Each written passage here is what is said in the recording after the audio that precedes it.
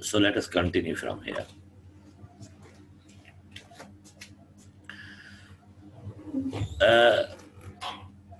Point number 5, he says there is therefore little point in making generalization about ethics. By extension, there is perhaps a little point in making them about aesthetics either. Point number 6, to resolve such difficulties, Hume concludes. Now see, how to resolve, he has resolved these difficulties over here by by guiding uh, the critics regarding the standards of tasks. It is natural for us to seek a standard of task, a rule by which the various sentiments of man may be reconciled, at least a decision afforded confirming one sentiment and condemning another. So here his aim is that no, see, let us uh, solve the problem. Solve the problem of standard of task. And the easy way to solve the problem is that you may reconcile with the sentiments of people. Sentiments of people. That you may learn a lesson of adjustment over here. People have different type of sentiments, and they may be different in their sentiments as well. So that's why you may not means take the sentiments and emotions of the people seriously, because these sentiments are their personal. So at least a decision afforded confirming one sentiment and condemning another sentiment. Suppose if you are not uh, agreed on the people, agreed with the people on their sentiments, that you may reject their one sentiment and you may take into consideration their other sentiments. The goal of Hume's essay is to establish a rule. A rule for what? How we may settle disputes over taste by judging who is right and who is wrong. So now he is going to establish a rule, and he shares the same rule with all the critics, that how they will be able to judge the things, that either they are right or wrong. The skeptical rela- uh, relativist position laid out in the opening paragraph, in paragraph number 7, is pessimistic about this possibility. But Hume does not agree with that position. As we go on, we find he agrees with some points of it. For example, the beauty is subjective, but nonetheless thinks it is possible to establish a standard. You cannot establish a standard of judging the beauty. Why? Because beauty is personal type of thing, and all of us are entirely different in our emotions, sentiments, liking, disliking, and etc.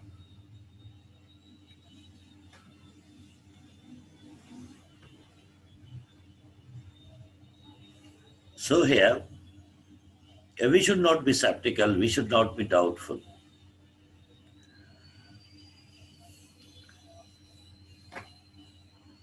As we go on, we find he agrees with some aspects of it, but Hume agrees on certain aspects of beauty. For example, that beauty is subjective, but nonetheless thinks it is possible to establish a standard. So we cannot establish certain type of rules and regulations for subjective type of things. So, suppose if your opinion, then it is your opinion, and whenever you speak or whenever you want to prove your self quite right, then certainly you are required to give reasons. Suppose in spite of means having a lot of reasons, If I don't agree, then it does not mean that you are wrong. But it is my personal means views that I may sometimes agree to you and sometimes I may not agree. But over here, there's a one thing: biasness should not be anywhere. Biasness should not be anywhere. Personal liking and disliking should be put aside. The paragraph is important to the question: is there a standard of test? Hume presents one possible answer, namely, no. It means that, is there any standard of test that can be fixed for all the artists or critics to be followed? The answer is no.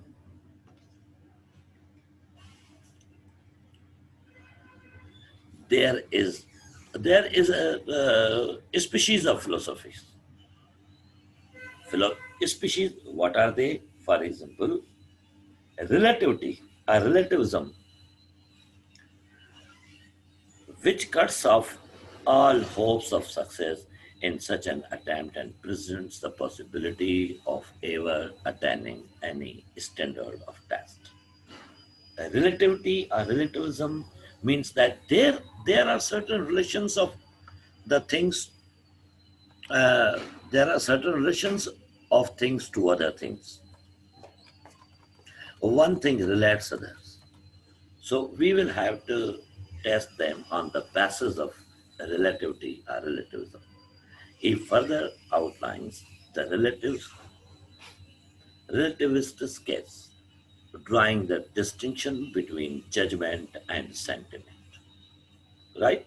You can easily see on the screen that he has he has divided, or he has put a line between these two: judgment and sentiment. Judgment is something else, and sentiment and emotions are something else.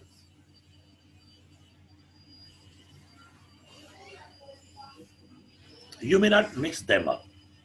All sentiment is right.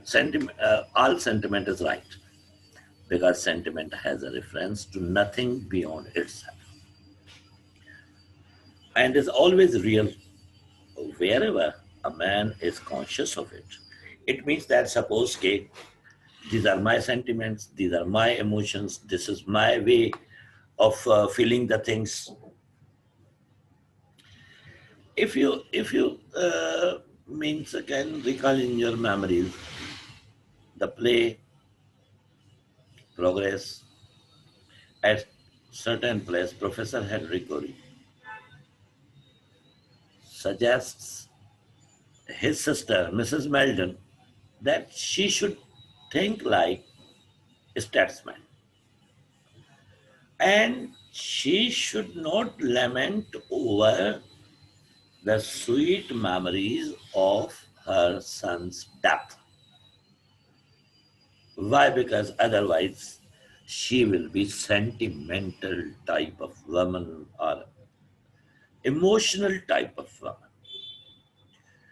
So the answer are the views of Mrs. Meldon will certainly help us out to understand these sentiments over here. What what does she say? Henry, I cannot be statesman myself. I cannot be politician. I cannot be a part of government of the country. But I am I am mother. I feel the things as they touch me. Right? That I feel the things. It means that these are my emotions.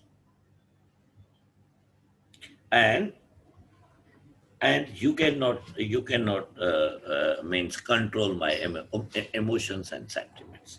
So now see, I think that the sentiments and emotions may have become very much clear to you. And this is the difference between the judgment and sentiments over here. So sentiments are your own, and they have certainly the value for a time being. They are real for you wherever a man is conscious of it, as far as you are conscious of your sentiments, feelings, emotions, and etc. But all determinations of the understanding are not right. But as far as the understanding is concerned, as far as judgment is concerned, then it is not essential that your understanding may be right, because they have a reference to something beyond themselves. Why? Because whatever is before us, that is the apparent meaning to us, or it exhibits or display apparent meaning of it. But we will have to go beyond the apparent meaning of the things before us,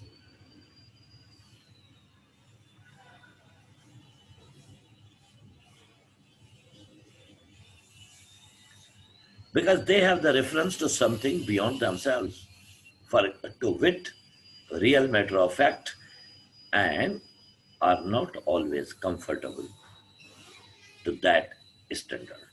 So all these things may not be necessary to be confirmed with that standard of test.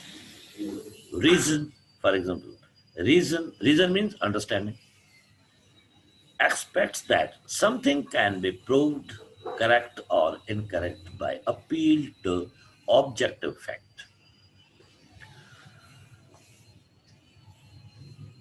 By contrast, by contrast, a sentiment cannot be judged correct or incorrect.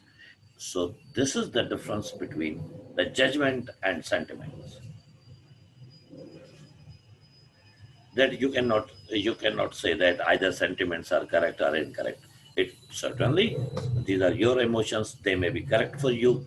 It may be possible that they may not be correct for me, but as far as the reasoning is concerned, then at any cost I will have to believe in them. I will have to believe in logic.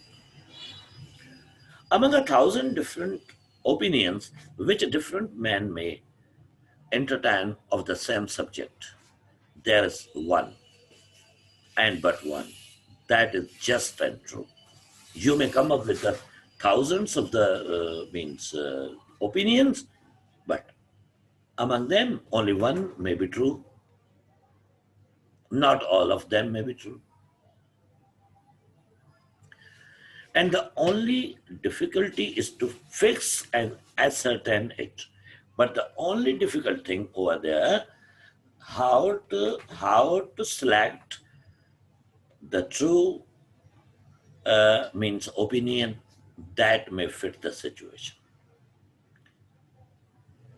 and how you will be able to pick the true opinion, and that is your judgment.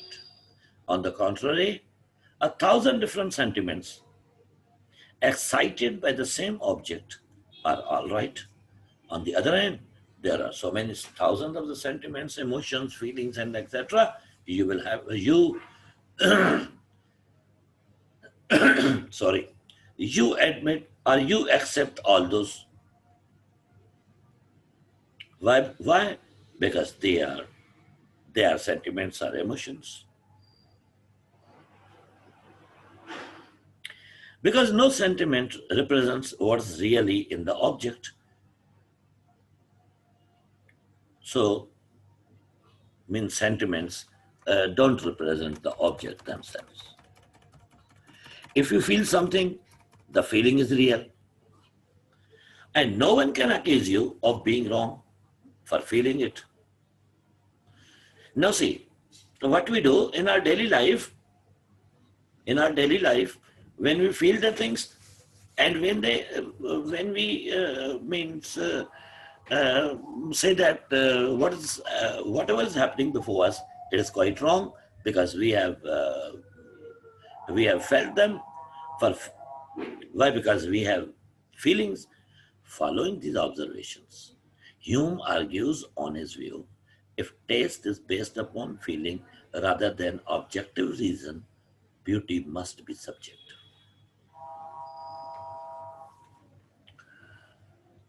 Beauty is no quality in things themselves. So beauty is not a quality of things. Beauty is not quality of things. It exists merely in the mind which contemplates them. But beauty lies in the cognitive process of man when he starts to think about the object. Cognitive means intellectual. And Gross, who is one of the theorists, aesthetic theorists, is of the view that there is lower cognitive level. Lower cognitive level means that it will lead you towards the material type of things. Material type of things are lower cognitive level will certainly tax you towards the desires of life. As far as the higher cognitive level is concerned, then it is a spiritual one, and they may certainly help you out to have spiritual communication with your creator, right? I don't think that this is a quite difficult type of thing. So here, the process of contemplation or process of thinking is the most important thing. Why? Because we give a beauty to the things, and each mind perceives a different beauty. Now, each mind perceives a different beauty means that we have different levels of thinking. We always think upon the basis of on the basis of our knowledge or understanding, background knowledge, right? So our level of thinking is based on the same knowledge, and we have different levels. So that's why our thinking is not quite simple. Morality and aesthetics are based upon feeling and are therefore subjective. So both of them are subjective type of things. You cannot pronounce any opinion about beauty, correct or incorrect, because all such opinions are sentiments. A standard of test is impossible. So now see that you cannot judge the things and may announce your judgment that either the thing is correct or incorrect. Each of us may be confident in our opinion, yet may make no claim to regulate those of others. Now see, we are 100% right in our claims that whatever we have achieved, whatever we have thought, we are quite right. We cannot enforce the same to others. That either in one way or other, you may agree to me. We cannot force people. The same object may be thought to taste both sweet and bitter. So it may be possible that the object may be either sweet or bitter to others, and it is pointless to claim that